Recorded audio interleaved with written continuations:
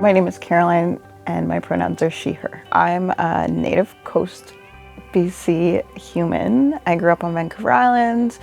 I've lived in the Gulf Islands, on the mainland, Victoria. Now we're here in Maple Ridge. My daughter is 10 and my son is 8.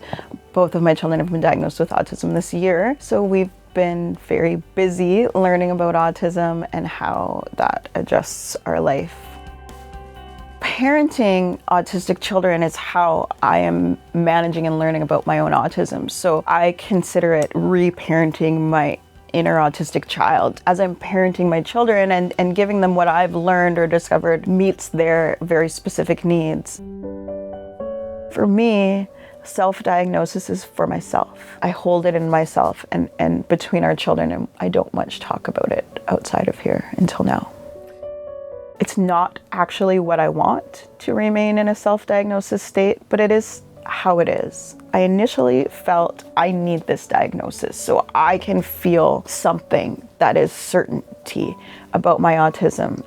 But as the time has gone on, I have that certainty. It doesn't look the same as my children's, but it still gives me as much space as I have in this particular part of my life to be gentler with myself, to stop saying to myself, these are the things that make you wrong, and instead say, this is your neurodiversity, and that's okay. I work with the service providers that are provided to my children through autism funding, do things in a way that makes sense, and then I reapply that to my life. Reading other people's experiences of this point in the path was ultimately what helped me feel comfortable with my own self-diagnosis of autism. I have experienced a lot of different types of discrimination, and without a doubt, invisible disability is the hardest to come up against. If we don't see it, we don't believe it's occurring. The more we stand up and make ourselves seen, and especially demonstrate the positive parts of us that we can contribute to society. I struggled at the end of high school. Even as a strong student, I was struggling with life transitions. University was a challenge. This is one of the pieces of self-identifying was learning about what an autistic shutdown looks like. This was a piece where I did go, oh wow, that answers a lot of questions about my early adult life without a diagnosis. I just shut down. You know, regular university stressors, and it all became too much. And I had a good mentor, and she said to me, you need to ask for help. I was self-harming and starting to have more suicidal thoughts. My instinct was to tunnel inwards and not say anything, right? So I went and I asked for help. And so the natural sort of cognitive behavioral process is to talk it out and like offer some tools and then send you on your way. And that wasn't working for me.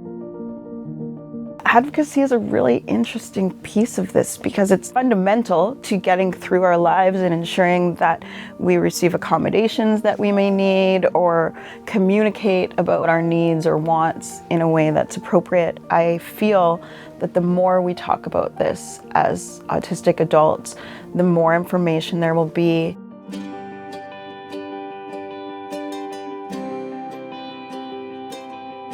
I guess I would say there is an anxiety barrier. Picking up a phone, there are many places where I don't want to engage with a stranger, but there's something really beautiful that occurs when an autistic individual comes together with another autistic individual. There is this synergy, this non-verbal sense of knowing that you're safe between each other. This is not a place you're going to have to explain those things that you don't even know how to explain to yourself. It's just safer.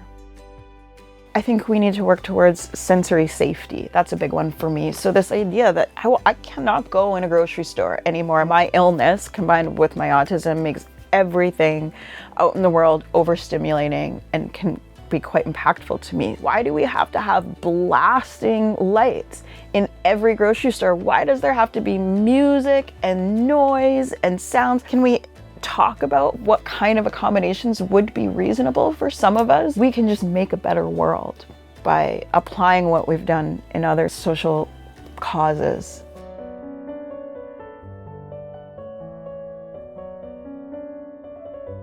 I just wish that we could all be kinder to each other and more generally accepting that diversity is a positive thing. We can work synergistically together and accept that our differences, that diversity is exactly what we've always known scientifically about diversity, a strength. When we work together, that makes things better.